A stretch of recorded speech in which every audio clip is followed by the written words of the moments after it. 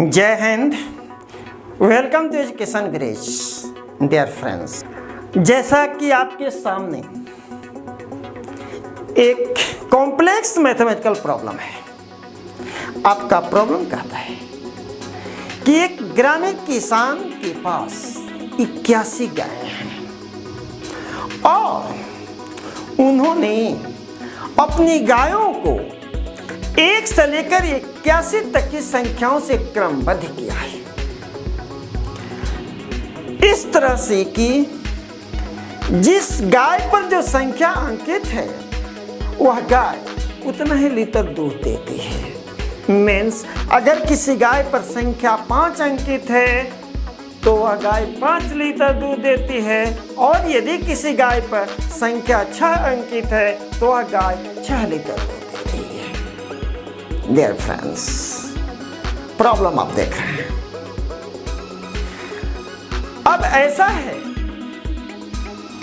कि उन गायों को ग्रामीण किसान चाचा के 9 पुत्रों के बीच विभाजित करना है, और विभाजन की प्रक्रिया ऐसी होनी चाहिए कि प्रत्येक को समान गायों की संख्या मिले और दूध की मात्रा भी समान हो, यानी गायों की संख्या समान, दूध की मात्रा समान। स्पष्ट है कि जब 81 गायें हैं और 9 भाइयों के बीच में विभाजित करना है तो प्रत्येक को प्राप्त गायों की संख्या 9 होगी, यानी प्रत्येक किसान पुत्र को 9 गायें मिलेंगी।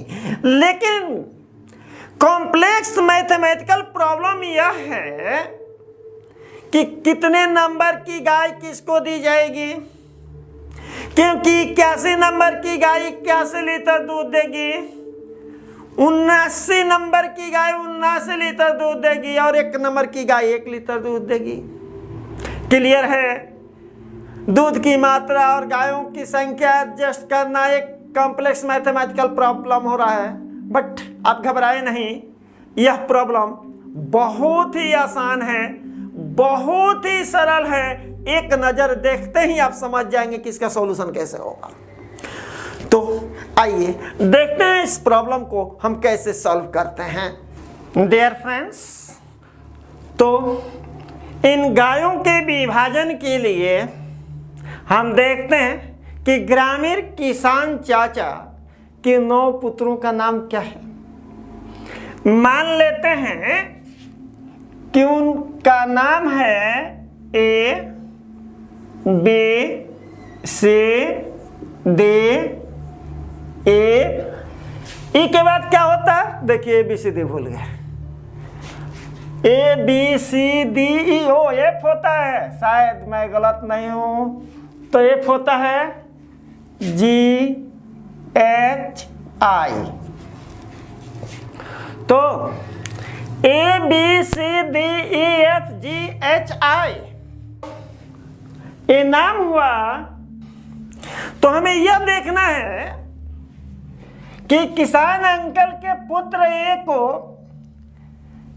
जो 9 गायें मिलेंगी तो उन गायों की संख्या क्या होगी, और उनके पुत्र बी को जो 9 गायें मिलेंगी उन गायों की संख्या क्या होगी। इसी तरह से बाकी सबका भी ख्याल रखना होगा ताकि दूध की मात्रा बराबर हो। नोमेनक्लेचर क्यों ऐसा किया जा रहा है आप खुद ही समझ रहे होंगे, क्योंकि आजकल ट्रोल करना लोग ज्यादा पसंद करते हैं। तो अगर किसी समाज विशेष का नाम रखा जाए तो कहीं आप गुस्से में न आ जाए, इसलिए हमने समझा कि आपका नोमेनक्लेचर ABCD ही बेहतर रहेगा। जो भी हो, माफ कीजिएगा कहीं ABCD मेरा गलत हो तो। अब आ गए हम अपने विषय वस्तु पर। स्पष्ट है कि 81 गायों के लिए 81 स्क्वायर फील्ड स्पष्ट आपको दिखलाई दे रहे हैं। तो इनको हम दे देते हैं 1 नंबर गाय, इनको देते हैं 2 नंबर, इनको देते हैं 3 नंबर, डी को 4 नंबर, ई को 5 नंबर और एफ को 6 नंबर, जी को 7 नंबर, एच को 8 नंबर और आई को 9 नंबर गाय हम दे दें। मीन्स कहने का मतलब ये हुआ कि 81 स्क्वायर फील्ड्स को अगर हम एक कंबाइन कर दें तो आपको एक स्क्वायर फील्ड मिलेगा, और इस स्क्वायर फील्ड के डायगोनल पर आप विचार करें,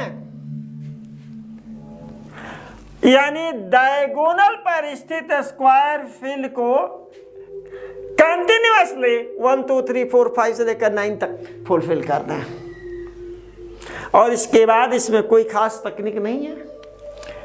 शुरू कीजिए यहां से 9 के बाद। 9 के बाद कौन सी संख्या होती है? ओ 10। तो हो जाएगा 10, 11, 12, 13, 14, 15, 16, 17, 18, 19, 20, 21, 22, 23, 24, 25, 26, 27, 28, 29, 30, 31, 32, 33, 34, 35, 36, 37, 38, 39, 40, 41, 42, 43, 44, 45, 46, 47, 48, 49, 50, 51, 52, 53, 54, 55, 56, 57, 58, 59, 60, 61, 62, 63, 64, 65, 66, 67, 68, 69, 70, 71, 72, 73, 74, 75, 76, 77, 78, 79, 80, 81। इस तरह से गायों का विभाजन हो चुका है, और मुझे पूरा भरोसा है कि इस बंटवारे को आप स्वीकार करेंगे, क्योंकि हमने कहीं गलती नहीं की है। हमने भरपूर प्रयास किया कि प्रत्येक को प्राप्त गायों की संख्या समान हो और समान मात्रा में दूध मिले। अगर आपको विश्वास नहीं है तो आप जोड़ कर देख लें कि अगर एक को जो गायें मिली हुई हैं और उन गायों द्वारा प्राप्त दूध की मात्रा कितनी है, जब आप जोड़ेंगे तो आएगा आपको 369 लीटर। यानी एक को 369 लीटर दूध मिलेगा, बी को भी इतना ही मिलेगा, सी को भी इतना ही मिलेगा। मीन्स प्रत्येक को 369 लीटर दूध मिलेगा।